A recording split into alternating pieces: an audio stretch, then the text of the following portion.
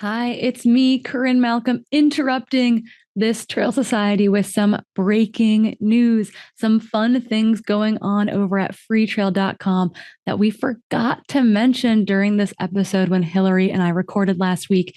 And that is, we are bringing you your own opportunity to weigh in on Trail Runner of the Year. UROY has traditionally been very North American focused, very long distance focused. And so we have come up with a distance agnostic, international, the people get to choose Trail Runner of the Year, or Troy. Travis Longcar over at Fantasy Freetrail, the Freetrail Fantasy Guru, set this whole thing up for us because he is brilliant. And you now can go vote. As of December 6th, when you are hearing this in your ears, you can go over to fantasy.freetrail.com to cast your ballots. Again, that's fantasy.freetrail.com. You can also get to it by going to the freetrail.com website. You're going to get to pick your top 10 men and top 10 women, the people who performed at all distances, VKs to 200-mile races over the past year. Go and cast your ballot. You have until December 20th to get those ballots in. And again, that's December 20th at noon Pacific time. Okay.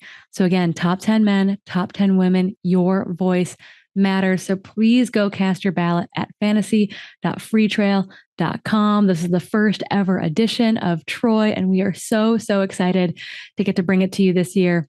It's going to get bigger and better every year from here on out, but be part of the inaugural go of it. Go cast your ballot. International field, VKs to 200-mile races, everything in between.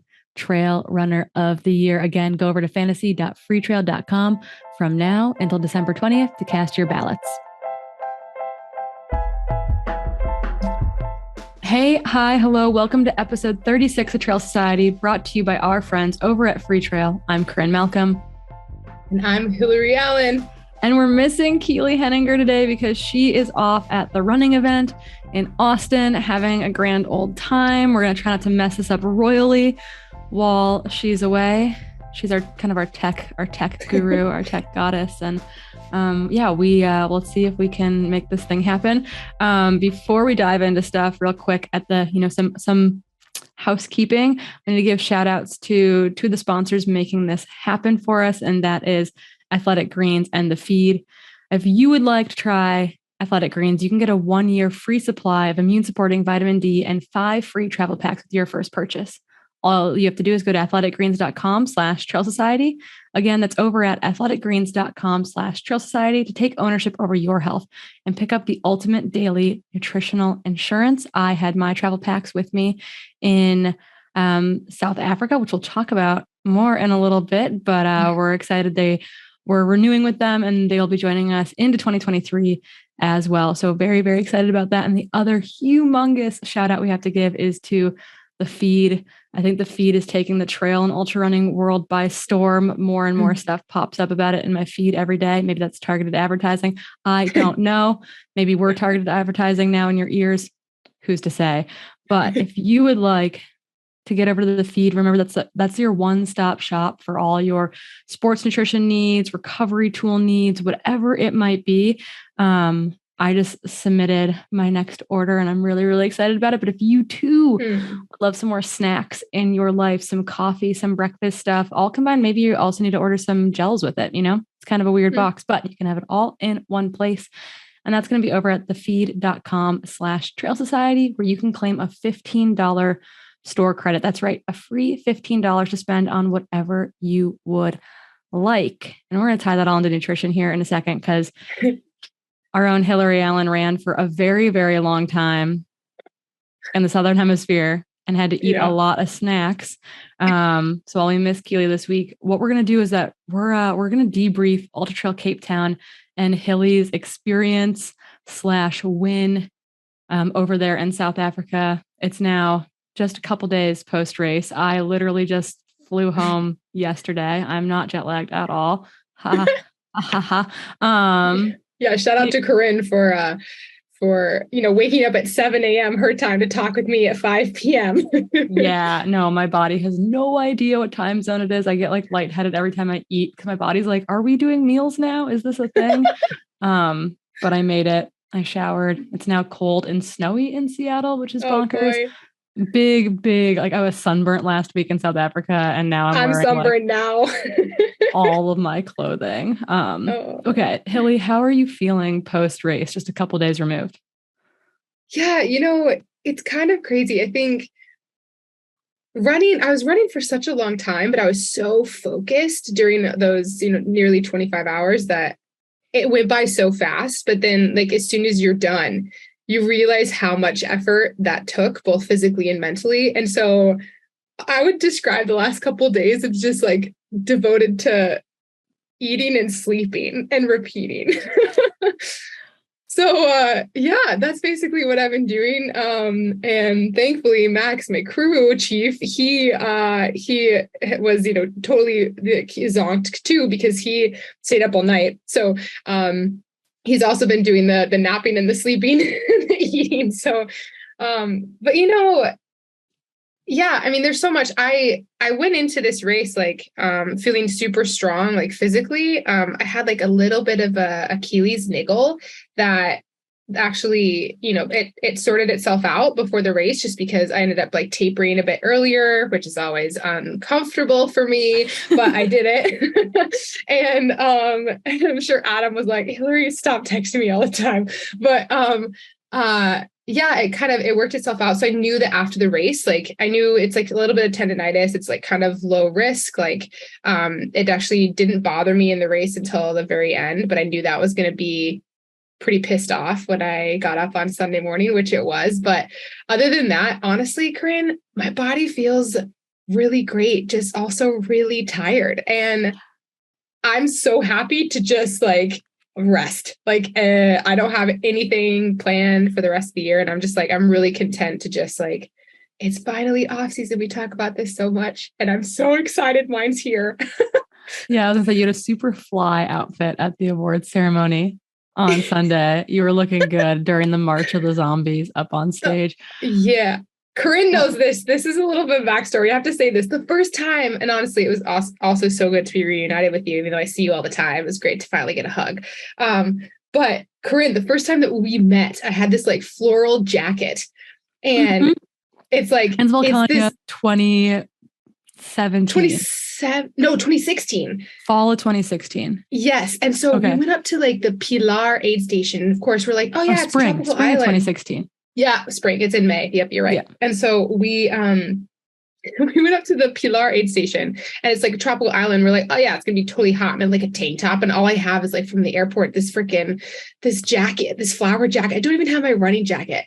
And it's just windy and rainy and so cold. And so I actually ran with Corrine and the Solomon team, and she's running on the Solomon team with this floral jacket. And I think there's some like really funny pictures of there's me. Some amazing There's some amazing photos. That one of my like favorite photos that Martina ever took of me was, and she was always like, Corrine, we need someone like you on the team. You're like, you make funny faces. And I was like, I don't know that that's a compliment, Martina. I remember this. But it's like shot over your shoulder and it's my face. And I'm like explaining something about the course. Yeah. And I'm just like so animated. I look a little insane, a little unhinged, but yeah, that so floral funny jacket. When I saw you at the hotel in the floral jacket, I was like, yes, there we go. We're back. Time. No time has passed. Okay. So let's talk a little bit about, why people are going to wonder why you just did UTMB in August, right? Second 100 miler at the end of the year, an extension of your season in a way, right? Like you were maybe going to race again this fall. No one ever knows after 100 when they're going to race again, just because you've got to really listen to your body. It's hard to plan like, I'm going to do, that's what the slam or something like that is so hard. People who can do 300s a year or 400s a year, because you just never know how you're going to recover. So set it up for us. You finish UTMB in August. The day goes how the day goes. You're making a season to race again. Like, what was that process like? What made that decision for you? What was the mindset going into adding another 100 mile before the end of the year? Yeah. And I can't honestly emphasize the importance of like a coach enough in these moments, because I think it can be hard when you have a really tough race like I did at UTMB. to feel satisfied, right? And of course I knew like I hadn't had my season planned out. I had some ideas, but I wanted to make a game time decision afterwards, because I didn't know, with UTMB being my first 100-miler, I didn't know if it was how my body was gonna react, right? And so my coach guided me a lot. In fact, UTMB was so difficult that although my body recovered really well physically, because I really wasn't able to push as hard as I wanted, mentally, I was still in such a funk after that race. And I needed a lot more time to even contemplate suffering again.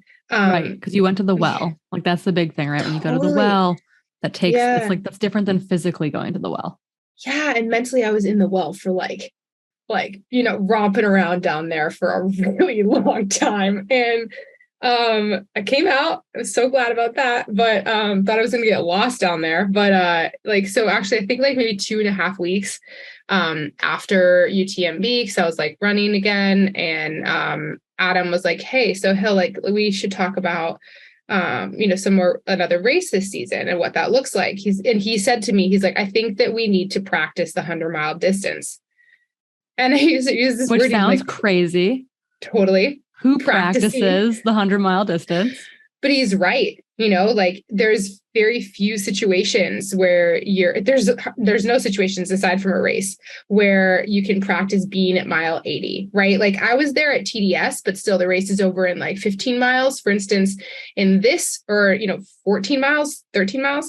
And in this race at UTCT, being at mile 80, I still had 25 more miles to go. Like that's almost a marathon. Like it's a lot to wrap your mind around. And so this idea of practicing it, this is kind of what he brought up. But I had to say to Adam, I was like, okay, I hear you. And I know you're like having your coaching hat on right now, but I need a minute, because at this moment, I don't know, like, I know there's a chance that every 100-mile race you enter, every race you enter, there's going to be a pretty high percentage chance that you're going to suffer. And I wasn't even ready to contemplate that yet. And, even if there's a small chance there's going to be a race like UTMB, like I didn't want to put myself through that again. And so I actually needed a couple more weeks to even like contemplate that, like take it on my runs with me, see how I felt about it before I was able to actually commit that I wanted to race. And then from there, it was choosing to race, which one. And Corrine, you and Keely were there to help me to kind of figure out which race I wanted to do. It was kind of originally, there's not that many, higher profile or competitive races like later in the season. So I was kind of contemplating between UTMB Mexico and UTCT. And I think that being an extra month later, even though UTCT extended my season, that felt a little bit more comfortable for me to be able to prepare. And then also, even though both UTCT and UTMB Puerto Vallarta were first year races, to be honest, I think I dodged a little bit of a bullet at the, I'm just going to say it. I know that's fine. That's fair. My friend Anthony, he ran it and it was just like, oh man, it was a full on adventure. Which some people love, but I think a lot of people were surprised by it, and being surprised, like inaugural events can have that where it's like, you don't know what you're getting into a little bit. And that can be scary and or dangerous at times. And so, maybe was dodged there. And so then, I know UTCT, the 100-miler at least is the inaugural year for it this year, but it's been an established event for several years, at least the 100K, and, basically like there are other distances. Right. And the other distances too. So then so I felt a little bit more comfortable with that. And plus I always wanted to come here. So, and, I have to even say too, that the 100-mile distance is something I've wanted to do since I got into ultra running. And that was back in 2015. But I've been an athlete who purposely was patient at getting to that distance. But then I had some unexpected hurdles along the way that kind of prevented me from getting to this distance, which I would have otherwise kind of been to maybe a couple of years ago. So, it was something that I'm just really motivated by, especially by trying it out. I finally feel like I'm ready, and like I have the training capacity, and like I want to be able to, I think I can practice this distance. So that was kind of, once I got over the initial hurdle, it actually seems like a good idea. Yeah, totally. And I guess my question is like, what specifically were you and Adam, like, what did you guys want to practice? What did you need to practice from that UTMB experience to bring into the next 100-mile race? Yeah. So I think the two things that I really needed to practice were the night start. A lot of the European races and some of just even like UTCT, right? Like we don't do that. Even like Hard Rock, it starts at 6 a.m. So I'm thinking like Run Rabbit Run, Bighorn, they start at noon. So it's still like, in a time frame where we are more used to running. But even, like UTMB, all in all, the UTMB races, like Lavaredo, they all start like their night starts, like a lot of the European races are night starts. And so I really wanted to practice that. And along with that, like the nutrition associated with it, like, because I had some stomach issues at the beginning, and who knows if it's a bug or whatever that I had, or like just like nerves or just discomfort. But I practiced that a couple times. And so Adam and I, we incorporated some night running, like one big night run that was farther enough away from the race that I could recover from a sleep perspective, where I ran starting at 5 p.m. and ended at 2 a.m. And then a couple of like double runs where I like started the last run at 5 p.m. and like, finished into the sunset. It was like a 2-hour or 3-hour run.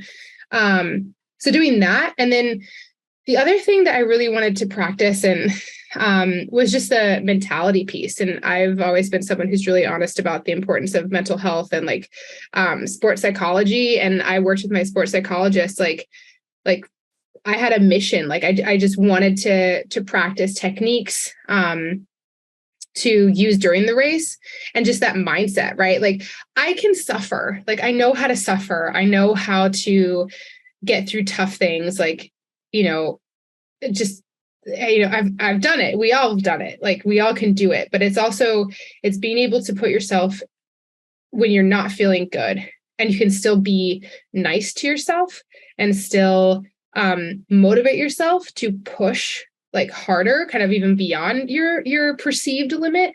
And that's really what I wanted to practice, even to be confident in before I got to the start line. And then being able to tap into those things when I was reaching those really dark moments, like for sure at mile 80, but perhaps sooner, right? During the night hours when you're running down a ravine, which has ladders and ropes, and it's UTCT is like insane. I mean, I come from a sky running background, and I'm used to running like super techie trails for like 50 Ks at a time. But like the trails here, I've learned from the South African lingo, they're brutal and they're hectic, and they're like unrelenting trails. Like I would only have like very short, like 200 foot sections of like, clean trail. Or maybe I think there was one section of like dirt road that was like maybe 2 miles at the very most where I could actually run.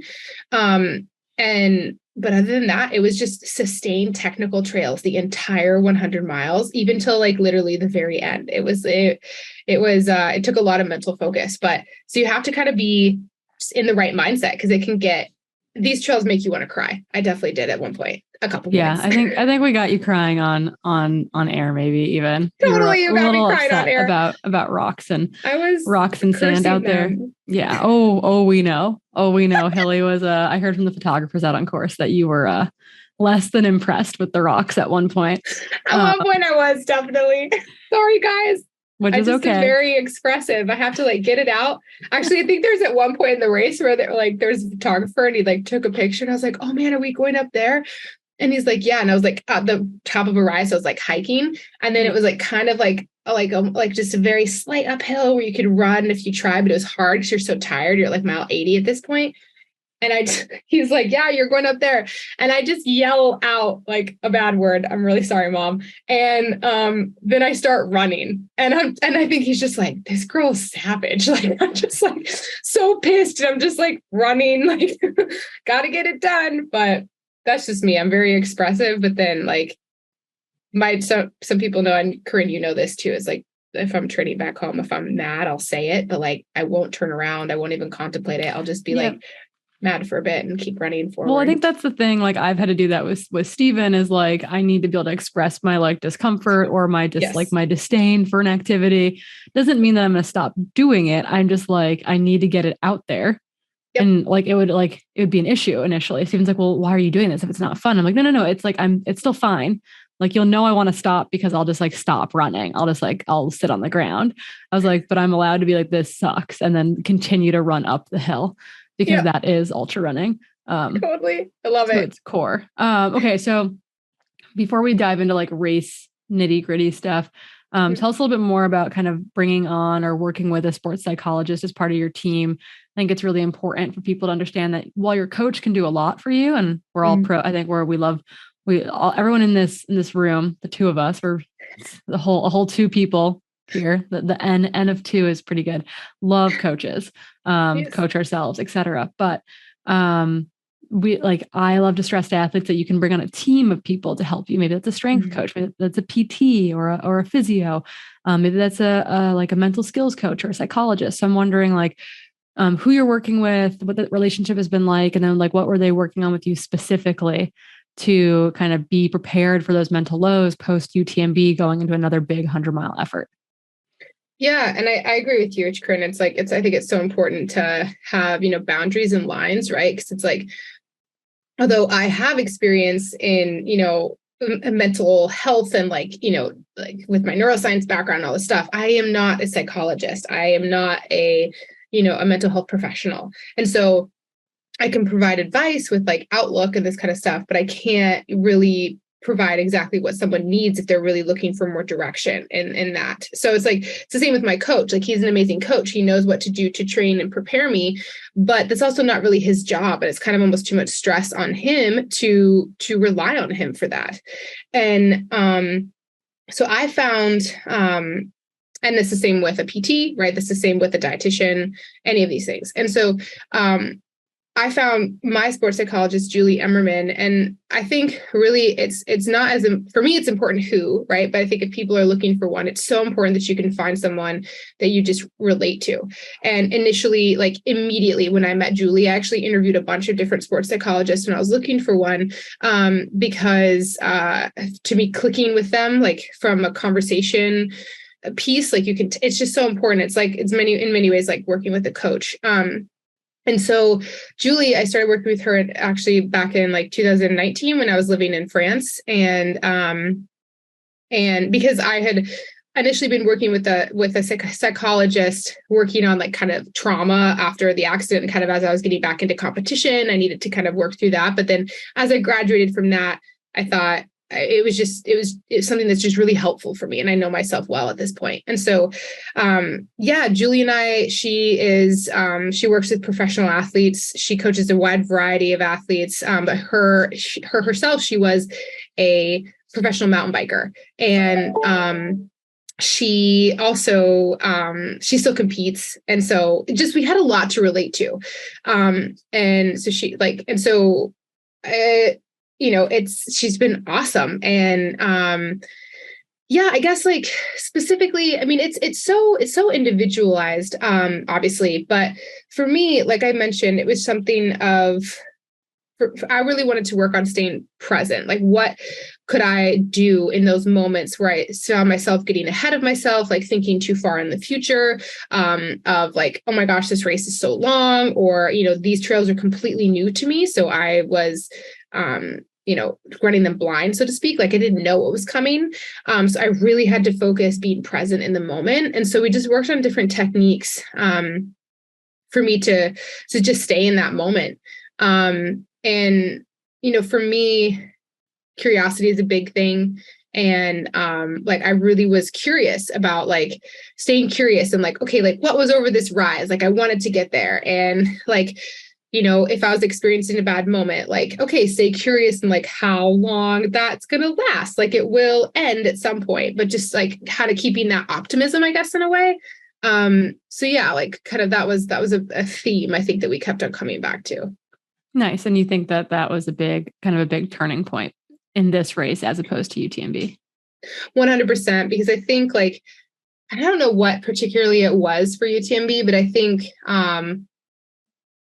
to be honest, I think I may have neglected. I've obviously been working with Julie, but I think I didn't have as much I wasn't working with her as much like before UTMB as I wanted to. And I think that was just, my own, like, not prioritizing things, but I think I had a lot more pressure on myself that I was putting. It was a year that I changed sponsors. That comes with different expectations. And these were all internal, right? They weren't external pressures. But I think I didn't quite realize that until after UTMB. And then this was a reminder of like, okay, like let's recommit to some things that are actually going to serve you well. And that was one of them. Awesome. I think that is a good take home message for folks, is like that curiosity piece, that staying present piece, because most of us, can't go preview in particular these races too. So you're going to run a lot of races blind unless you're coming back to the same event again. So kind of all good like tidbits and skills. I think, talking about, you're not sure what was going on stomach wise at UTMB. Were there any nutrition things that you changed going into this race too, to kind of try to combat or prevent or be ready for any nutritional hiccups like you experienced during UTMB? Yeah. And so Dina, we've had her on the podcast before, so you guys should go listen to that if you haven't. She's wonderful. The Nutrition Mechanic is her business. She's at my local gym as well. But so we were kind of talking about like just eating really plain the day before. And so I even actually took that one step further and just ate kind of pretty plain the day, 2 days before. And then on the actual race, it's like, and I had talked about this with Adam too, about caffeine, just because it was going to be hot. So limiting that until much later in the race. So I could like optimize my cooling, as, Corrine has informed us all about the effects of caffeine and how it kind of decreases your body's ability to cool itself properly. And then also just like some specific gels we changed. And I think we really didn't tweak that much of the nutrition. I think it was just the food that I was eating kind of the days before. And I did have a little bit of like, in like kind of bloating and gas and like all of that stuff that's normal. Like when you first start running, when you're, running at 5 p.m., but it was able to settle. And I was able to kind of like, I think the main thing I changed was when that was happening, like keeping on nibbling, like taking smaller bites of like a gel and a bar, as opposed to just trying to like down a gel at the same time and like making your stomach even more upset. Being a little bit more patient to let my stomach come around. And it did. And then I was able to kind of use some more, I'm in love with these like Huma Plus gels. They're I used one that was caffeinated and one that wasn't, but it had like some extra electrolytes. And which was really cautious with that, because like too many electrolytes can also cause too much chia seeds too can also cause you to crap your pants. Yes. Yeah, it turns out that was my Leadville experience back in 2017. Next to honey, chia seeds are like a very potent natural laxative. So caution to the 100-mile runners nomming on chia seeds out there. It can, there is a limit. There is a limit. There is a limit. So I talked about this limit with Dina, and so we did not reach it. But actually I was really pleased with my nutrition. Like normally I have a pretty like iron stomach, knock on wood. But it was really great. I was actually able to eat like gels up until the very, very end of the race, and like gels and bars, which is kind of what huge. And real food. Oh my gosh. I have to say that like everyone in the aid station, like huge shout out to, so I had some awesome people that were on my crew. So Max, he flew over here with dehydrated mashed potatoes and dehydrated stuffing. He was like, we were determined to have a Thanksgiving themed like aid station. So I was like, yo, I'm going to need some real food to eat, and like salty potatoes are great. And so like, then my other crew member, who's a complete stranger, his name is Josh Kaywood, great individual. And so 2 hours before the race, and he was phenomenal, like just like saying all the right things, super stoked. We learned so many like cool South African words from him. And he was great. And like those two were having like a bromance the entire crewing. They're tight now. Those two are bonded for life. You guys are going back to South Africa next year. I know. Right, exactly. And Josh is like, he's gonna crew me again. But so like with the nutrition, I'm a huge believer in real food at the aid stations, especially for long races like this. And I was just like chowing down on dehydrated mashed potatoes. It was like the best thing ever. Love it. I just needed some turkey with that. Although maybe turkey would have been way too dry. But anyways, yeah. We saw you were leaving an aid station. I think it was on your way towards Nordhook. You were headed towards the beach section of the race. We'll talk a little bit more about nutrition before we get kind of back to like what actually happened in the race. But you're on the live broadcast and we're watching your crew just like knock it out of the park. And then they basically palm an entire sweet potato to you. And you literally, it's like a baton. You're running out of the aid station with an entire sweet potato in your hand. And then I think you tried to get into a garbage can at one point and you like dropped it. And so you like picked up the litter and put it back in the garbage can. Yeah. Tell us a little bit about, kind of like, where's the obviously real food in the aid stations. We're all big fans of like ramen and mashed potatoes and that kind of stuff. It goes down pretty good. It's got a bunch of good carbohydrates in it. But taking a whole potato on the road is a, I don't know, maybe a ballsy strategy, maybe an ovary strategy. I'm not sure what the appropriate lingo is here, but tell us a little bit about running out of the aid station with an entire sweet potato in hand. I think Max got a little bit, he's like, take this. And I was like, I don't need the full thing. And so I think I like broke it off and like just had like a few bites and I threw the rest in a trash can. But yeah, I mean, it was like covered like in salt, but it's like that stuff just to get yourself to chew something and have a little bit more of like a complex carb. I think it really helped. And at that point, I knew I wasn't going to be like, I was going to be running flat along the beach. And at that point, which is like, oh man, just like literally feels like you're in the desert, like in an oasis, you're never going to reach the other side. So I knew that like there was going to be jostling right from running, but nothing like super crazy from running downhill or like a more of a high effort from running uphill. So I felt like it was a pretty safe place to slam some more food. I think in that aid station too, I like took a big bite of some avocado toast. Like these guys were just like prime. It was awesome. That's amazing.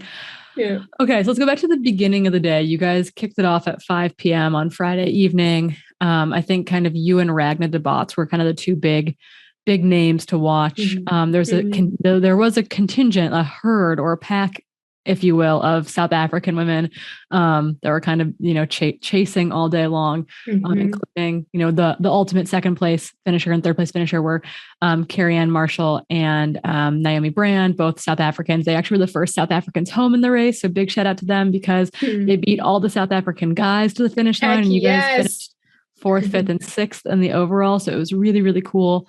We got to actually watch a lot of your race because of that, I think, because you guys were kind of that next pack right behind the leading men.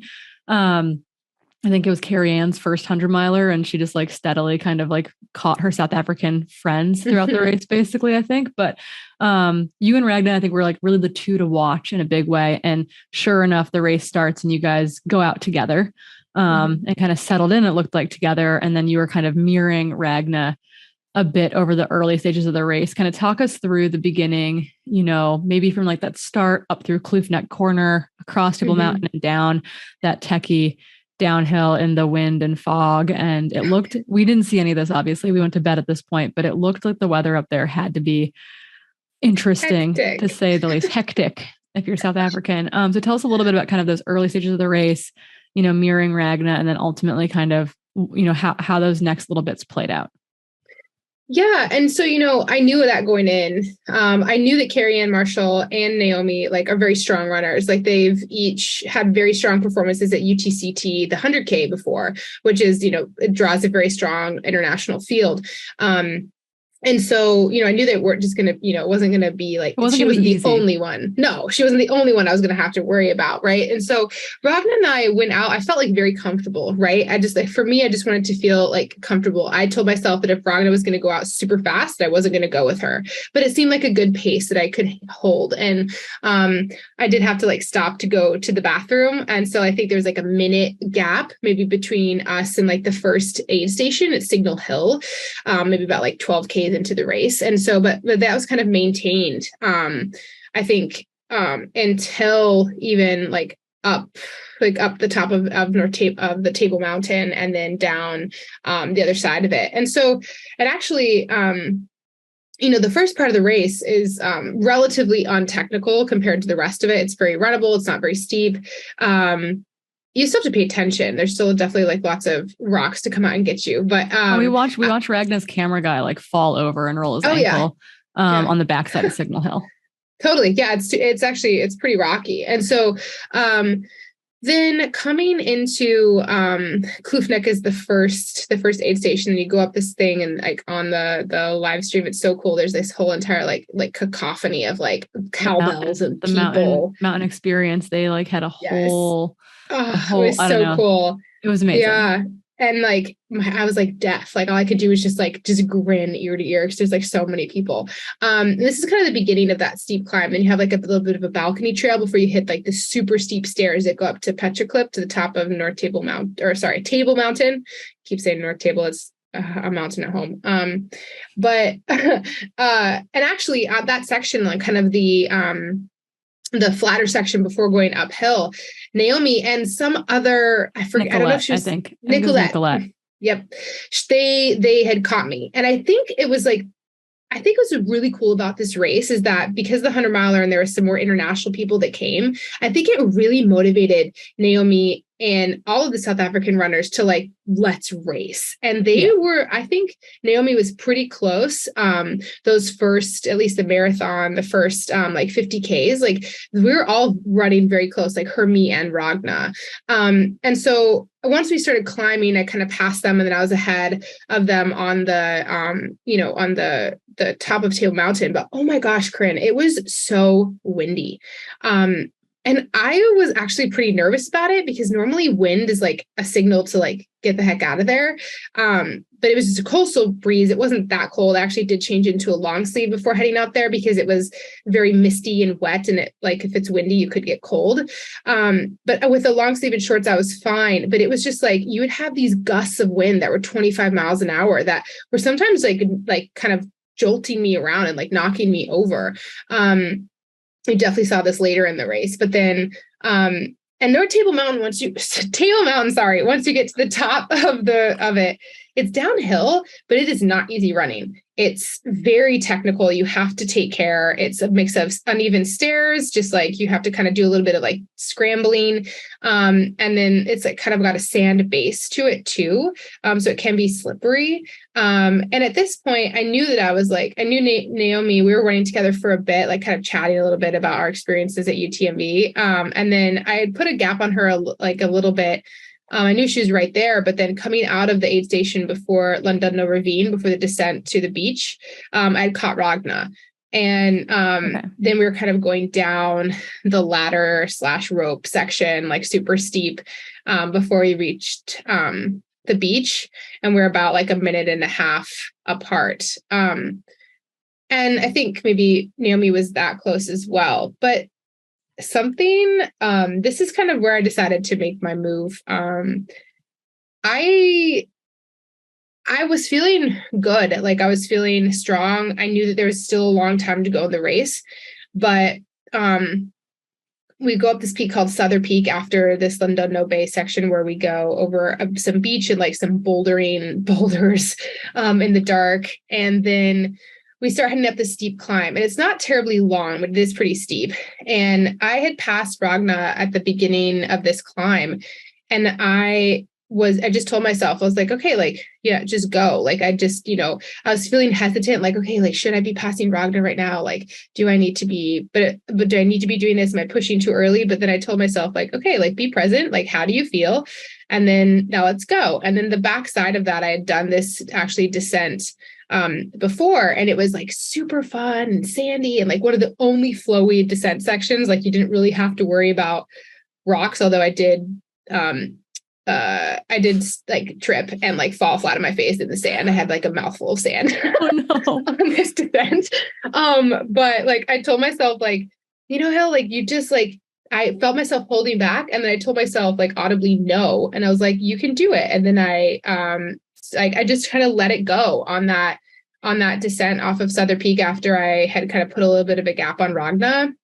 And then at that point, like that was the last time I saw any of the ladies. And I told myself from there, like my strategy was just to keep pushing on the climbs, because I know that, I was climbing well. I felt good on the climbs. And then to pay attention on the downhill and, try to relax as much as possible. Because it's like, it's not the type of terrain that you can really like extend, like make up a lot of time because it's so techy. And I was feeling pretty confident and moving really well. And so I just like kind of kept that strategy up. But it really started like pretty soon into the race, like probably around 45K. It's a long time to be racing. And I think that knowing that Ragna also had like run 100-mile in kind of middle September too, I think we were all kind of wondering what, how she was feeling, how her body was doing. Obviously most things that Ragna touches turns to gold, but I honestly think that decisive move of yours, like put doubt in her head, like, oh, this isn't going to be like an easy win. Like I'm going to have to be present. I'm going to have to fight for this. And like, that can be really, disheartening, demotivating, etc. when that happens to you. And I think that's exactly what happened, because I've been there too. And I also think the other thing, because I've heard some of like the other, just from the aid station, because I wanted to know what was happening behind me. I knew that Naomi had also caught her and they were running together. And I think that was something also that was putting doubt. And then maybe Ragna was having a hard day. And I think like that's kind of what, and like she ended up, like ultimately stopping. And I had talked to Ragna at the very, like in the days leading up to the race, and her original plan was to do 300 milers this year. And so like I think she really wanted to, but I think like, I don't know. I think that's what happened, because after the race we talked and like, she didn't have any stomach issues or anything like that. She was tired. It sounded like the report we got from the aid station was that she was wanting to go to bed and like that she didn't have climbing legs. And I think that, when you're struggling to stay in the mix, you're struggling to stay where you think you are, that tiny seed of doubt gets planted. And then, you let it fester and grow and grow and grow. And all of a sudden it's a whole lot easier to remove yourself from the race when your goal is specific and it's not just finishing, right? Totally. Like finishing is an important goal. And I think it's really easy for us to say, well, my goal is 24 hours, or my goal is the podium, or my goal is to win. And all of a sudden when that goal no longer exists or is tangible or isn't, easy, it's really, and you don't have that goal of like sticking it out, finishing, because like the truth of the matter is like a lot can change in a 100-mile race. Like Ragna could have felt really great again by kilometer 140, right? And like rocked the back 26K and finished solidly in that group. But I think that it's, when that goal, I mean, I've been there, like, I've been there at UTMB where I was like, oh, I could have finished in 2019. I would have vomited a lot more on my final 50K march to the finish line, but I would have finished with, under 30 hours probably, but I mentally was not ready to be out there for that long. That wasn't in the plan. The goal wasn't to finish. And when you don't have that goal there, I think, it's really easy to pull the plug. Oh yeah. Hillary's and like, that's honest. I mean, and I've been there. Like, that's why I wanted to work on, like I had these goals of like these competitive goals, but ultimately, like I said, I wanted to practice the 100-mile distance. So I knew that even if this stuff happened, like I knew that there was value in practicing it. And I had kind of those mental, like kind of like little nuggets there that I could rely on to kind of pull on if I had to. Right. And this is something that's like, if you're going to be back on the start line at UTMB or another big 100-mile race, but another big international 100-mile race next year, having all that experience under your belt is going to pay off in a big way. Right. This is my coach hat on, being like, yes, Hilly. Yes. I love it. Good, Hill. Okay. So you guys climb and descend Suffer Peak, known locally as Suffer Peak. And I totally understand why. I got really sunburnt out there. It was great. And then you guys descend to Haute Bay, also known as Wood Bay. There you kind of like, and there's a sandy section at that point. And I think from there, is that where the 100-mile course leaves the 100K course to head down south? Correct. Yeah. So we kind of head up the road a little bit, and then we go, then we do a pretty big climb. And then halfway through that climb, we go right. And then the 100Kers would go left. Gotcha. And then we continue climbing, and then we go all the way up and over and down to Kalk Bay, which is on the other side. Yep, to Kalk Bay and then Simonstown. Yep. And then from there, you guys had that, I think they technically call it 10K, but I think it's longer than that, on the beach. And that was right at sunrise, or just before, right at sunrise for the first males. I remember we got this insane, so we had a helicopter. I was doing live commentary. I saw the helicopter. I was waving to them. Yeah, we got some of you climbing. It was after Nordhook, climbing kind of back towards Costentia Neck. We got to see you via the helicopter. It was really awesome. But we had this insane shot of Fotis, the Greek athlete, running across the beach. He's being followed by a camera person. The helicopter is like kind of just like, paralleling them, getting this epic shot, and they like run up behind some surfers. They like totally startle.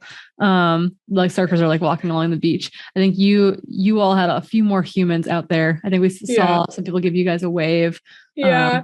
A little cheer tunnel of 2 people out on the beach. You knew that you had beach running going into this, which can be daunting. If you don't live by a beach, can kind of feel like it's something that you need to practice. Going into it, knowing you had that section, and it's a long extended section. The other beach sections are not nearly this long. Like, what was going through your mind hitting it? Was there anything that you did in practice to be ready for it? Like, did you have a strategy for, how you were going to mentally and physically get through this long beach section out to Nordhook? Yeah. So, I mean, I guess the most specific thing for training is in snow. So thank goodness I had some snow to train in before I came to UTCT.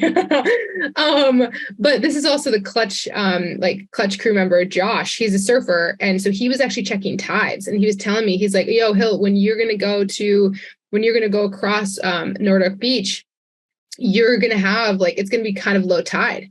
So it was nice actually, because I chose actually to kind of just run parallel to the flagging and go by the water because it was firmer. Of course, there were some sections where it wasn't firm and it was just like running through snow, like a powdered sugar snow, sand, obviously. So that was my strategy. And then finally, when I saw turning right to go to the next aid station, I had to kind of just slog it over to get through the sand and up this riverbed, which is quite hard. But we did not have video footage of that. That sounds awful. Oh, it was super awful. There was a video guy with me, but holy crap. I was like, what the heck? Actually, I mean, I was looking at my watch. There's a couple sections where I was like, okay, I had so much confidence because I did a lot more running and speed work this season. And I felt fine running. I actually dropped a 740 mile on the beach at mile 74 or something. And so that was cool. But that was my strategy. It was just cool to literally we checked tides before. And it was just I think the whole goal was Hillary, get there before 5 p.m. because 5 p.m. was high tide and you had no choice but to run into super soft sand because the water would have been so high. So gross. Yeah. Living on Ocean Beach in San Francisco for a number of years, I can attest to those low tides are really, really nice. And I think that was is that over by Komaki? Komaki was the aid station that you saw me take the potato. And then the one that was Nordhook or something, that's the one after the beach section before you start going up Chapman's Peak. Awesome. And then at some point in there, I think it was over in this section, you picked up a secondary camera person who happened to be a 14-year-old girl whose dad was running the 100K race and she wanted to be involved. So most of the camera people out there, for those who don't know, were carrying basically mountain bike packs that had 6.5 kilos of gear in them because they had, storage. It was really, really cool. The images we were able to get from them when we had signal, and then the back recording of it was insanely good. But you also picked up a gal running with a GoPro for this Pulse app that we used in the live broadcast for the first time, which was also super sick. I think it's pulse.tv is the app where you can go back and actually see where the live cameras were on course. Things that didn't make it into the live broadcast all the time. That's overlaid over the map. So you can literally see on the topography where you are. And you picked up this 14-year-old girl at one point. And we are sitting in the studio speculating, did you have any interactions with her? Did you know anything about that when you picked? I just thought it was so cool that all of a sudden, the leading lady, Hillary Allen's running the 100-mile race, and she's got a 14-year-old girl, the only female on the camera crew for the weekend, is now following you with the camera. How cool is that? I did notice that. I was like, oh, it's a girl with the camera. And then she came back and at this point, Mentz, the other special member of my crew, is a photographer, and showed me around kind of the days before the race.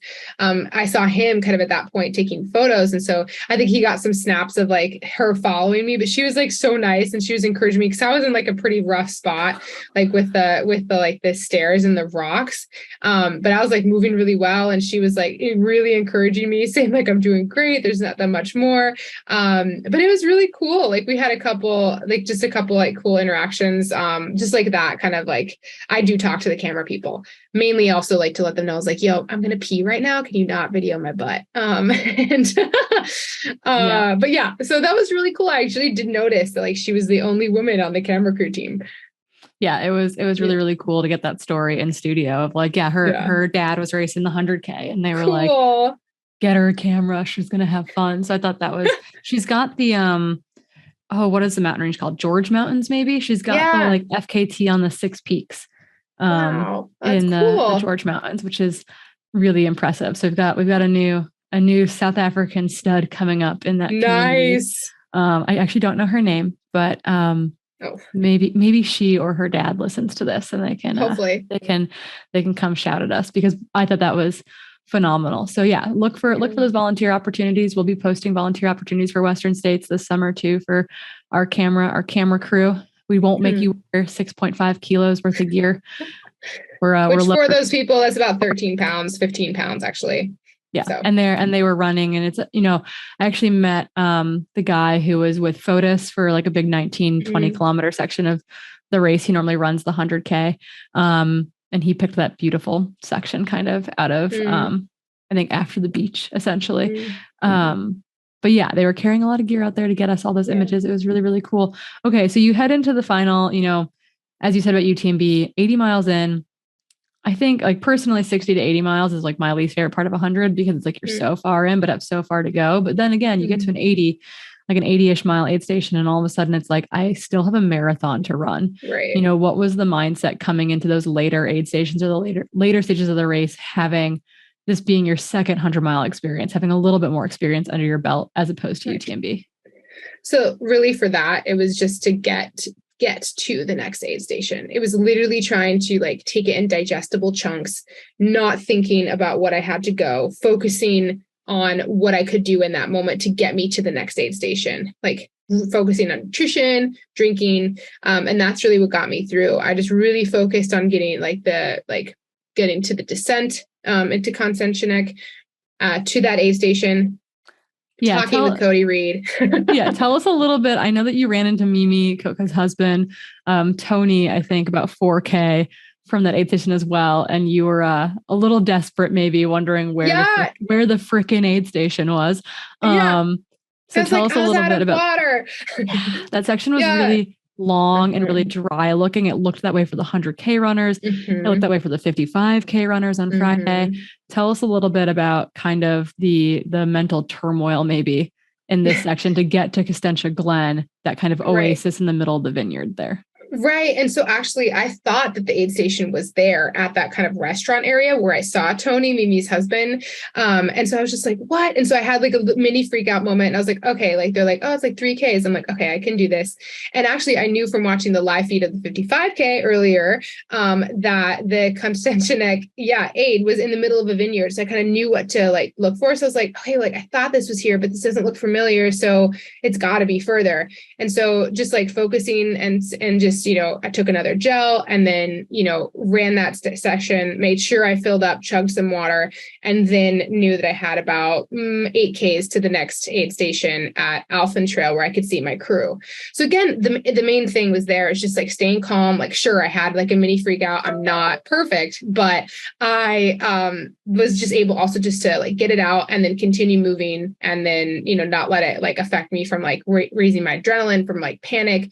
But then like, okay, like you like still take care of yourself, take a gel and like, let's do this. I think it's also a lesson at that point too. Like if you look at the course profile for this event, like because of the way the climbing is in the first like 25K of the race, it makes everything after it look really small.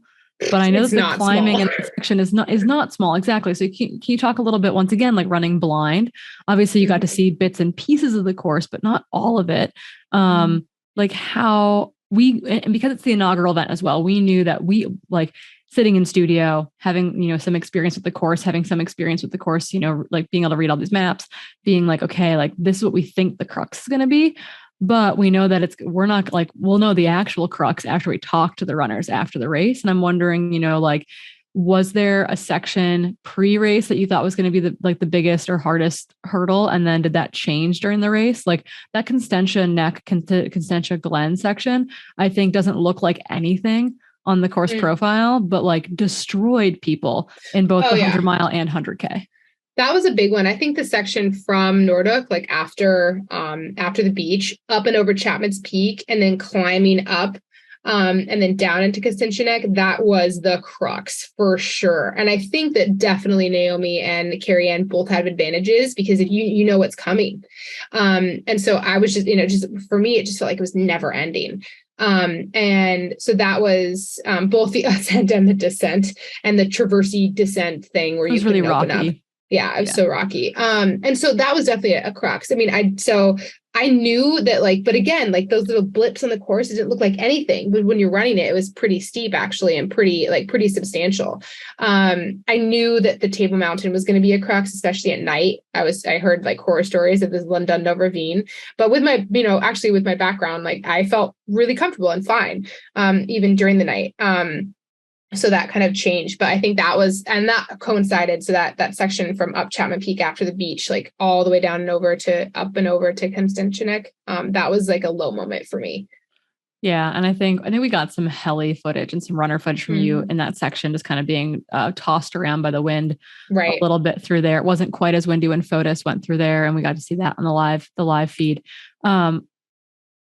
What was I going to say? My brain just emptied. Okay. I was watching the timing chips like intently, not only because I'm an Uber fan and an Uber dork, because I was on the live feed doing the broadcast. And I noticed, like Naomi and Nicolette actually ran together for a long time. And then Nicolette like had like a total brain melty, I think. She left an aid station and turned around and walked right back into it. Like she was like dizzy and kind of disoriented. It sounded like, and then Carrie Ann Marshall, this like, firecracker, has been second at this race, at the 100K race before. She, I was noticing that she had been, 70 minutes down, and then 60 minutes down, and then 50 minutes down. And I texted your phone, or texted Max basically. And I was like, hey, like, I think it's gonna be fine, but Carrie Ann is like taking time. And then we saw you come through Trail Cape Town, and you just walked through the entire aid station and right out the other side. And I'm kind of wondering, that's heading into the final 11K of the race, kind of what was going on there. Did you know what was happening behind you? Were the boys like, just like, come on, Hill, like out we go. What was going on there? Actually, so Nicole Bitter, I saw her at Trail, and she was like, I think she said what I needed to do, like, Hill, like, just get it done. Like, let's go. Like, I took a little bit of time at Trail, and I knew that I didn't, like, at that last aid station, like after you see them at the University of Cape Town, you have a mean climb, and then like kind of a balcony trail, which is still pretty uphill, and then like a descent to the finish. But like, I just wanted to get it done at that point. Like, I didn't want this like slow ripping off of the Band-Aid. I mean, I didn't want a slower ripping off of the Band-Aid. I wanted to like, to finish, and I was still like moving well. And, I knew that at that section, I think like people had made up like maybe a little bit of time, not much during the Milo section, between Chapman's and Kostinchinek. But I was still really moving well. And I knew people were like still moving probably like just as good, but probably not much faster. So I wasn't worried about losing the race, but I also, at this point, I wanted to kind of hit that well. I wanted to keep pushing until the end. And when I looked at my time coming into University of Cape Town, I knew that a sub 25-hour time was possible. And so the guys actually wanted me to stop. And I basically just like took out what I needed from my thing, put it on the table, grabbed a few things, put in new bottles. And I was like, this is what I want. Like, let's go. And like, I didn't stop. And I was like, let's keep going. And awesome. It was really cool. And like going up that super steep climb, it's like, the blockhouse climb, it's like this really loose ravine. I didn't use my poles because I'd actually broken one. And during the race, I pushed hard on those things. And so I had just stashed them, and I was kind of going back again to the skyrunning stuff, hands on knees. And if I needed extra leverage, I was putting hands in the dirt, and you needed it on that section because it was so steep. And it was actually like so cool to see that, like, I felt like I was racing till the very end. And even though maybe I didn't feel like a ton of pressure from the ladies behind me, like immediate pressure, like at a race like Western, like people are minutes separated from each other. But like, I had this goal where I wanted to be present and racing the entire time. And I wanted to really push myself and see what that felt like. And it was so cool to see that I could actually like race and run to the very end. And we got to this, like the kind of, there's a short tarmac section and then you take a right and go down this road. And it's steep at first, but like you think it's going to be like a gravel road, but it turns into this gnarly, like loose rocks and like all this other stuff. And at this point, I looked at my watch and I like told the cameraman, I was like, I want to break. I want to break 25 hours. I want to come in under 25 hours. And he's like, tell me your time. And they're telling me how many Ks I have left. And they're like, it's possible. And so I'm just like trying to like rip it. And I'm just like, it was so cool. I felt like I was flying. I have really no idea like how fast I was going. It feels like you're going fast. And then you're like, oh, the guy next to me is running in flip-flops. I guess I'm not totally. Running fast. I mean, hopefully there wasn't a flip-flop guy, but like, no, I know I felt like I was running fast, but like, obviously it probably wasn't, but like I was moving pretty well for the, like mile 102 or something. So it was 104 miles by the end of it, but it was so cool to see. And at the end, I finished in like just under 25 hours, like 24:55. Yeah, something like that. Was my time. It was great. And I think we could see that on the live broadcast too. We're like, okay, she doesn't care if she falls right now. Like you looked a little reckless on that downhill. Okay, we gotta. I felt in control. Yeah, we're gonna respect your time here and not run over too much. So I've got 2 more questions for you, Hill. Okay, you can do this. I believe in you. They're shorties. So while you didn't feel pressure, like when did it really dawn on you that like the win was yours? Like, was that the finish line? Was that the final 3K turning past Deadman's Tree? Like what did that feel like? Like, when did you let it sink in actually? I let it sink in when I came around, like after Blockhouse Climb, and I came around the corner and I got hit by that huge gust of wind that I know you almost fell over. Almost fell over off the cliff. Just kidding. That's a bad joke. So I knew it then. And I like literally got chills and I almost started crying. And then I was just like, all right, let's keep pushing. And then I like tried to like pick up the pace a little bit because I didn't want to let myself like relax. Because I know anything's possible in a 100-mile race and people can have like phenomenal, back 50 Ks. So yeah, that was it. About 5K from the finish. That's pretty awesome. 6 Ks. I know it's like at the finish line is when I knew. Okay. So final question before a quick shout out. This is kind of how I'm just going to we're doing Society Slam Aura Ring section right now, right here, right now. Society Slam Aura Ring. Hilly, we were all wearing our Aura rings over there. Through the jet lag, through the time travel, any fascinating takeaways, or was your ring just like, you are messed up, do not look at me? I know. Actually, the only time I did not look at the Aura ring was the day of the race because I didn't want it messing with my head of like, you're not optimally recovered. Because like the couple times it's like, take it easy. And like I was sleeping well and I was in Madeira for a Brooks photo shoot the week before. And so I was a bit like, all over the place. It was like really useful for me to track my sleep and like, okay, like don't do anything extra. Let's chill. But the one thing I have to say, and also that I'm super proud of, is that this tracker, like the Aura Ring for prediction of periods, is spot on. It told me about like a week in advance that I was going to start my period the 27th, like clockwork. And it was like, my body was like, what are you doing? Like, it was just like, we need to rest. You just need to like, just stay in bed. No, it was perfect. It was like clockwork. Sunday morning, just like, you're done racing. Here we go, Hill. So thanks, Aura Ring. Thanks, Aura Ring. Big shout outs there. And I think final shout outs before we let you go, because I know you're a highly sought after lady, was we had so many South African listeners come up to us during race week and say, hey, I love the pod. Some of your names I did not get, but big shout out to Chloe. I think Chloe was working race registration. Humongous. She gave me a sticker. Do epic shit. Oh, I love it. So humongous shout out to Chloe. Hope you're listening to this. But huge shout out to the South African listeners. It was cool to meet a bunch of you in person. Any final words, Hill? Yeah, that was like one of my favorite parts and why I've always wanted to come to this race is because I've seen how the community shows up for it. And it just felt so special to be a part of it and included. And it like I said at the award ceremony, it exceeded the hype. So yeah, super psyched. 2023. I told Hilly she doesn't have to run, but maybe she has to come crew me. All right. Cool. Okay, deal. Okay, with that being said, slide into our DMs, hit us up, give us your questions, follow up, feedback, etc. All of the above.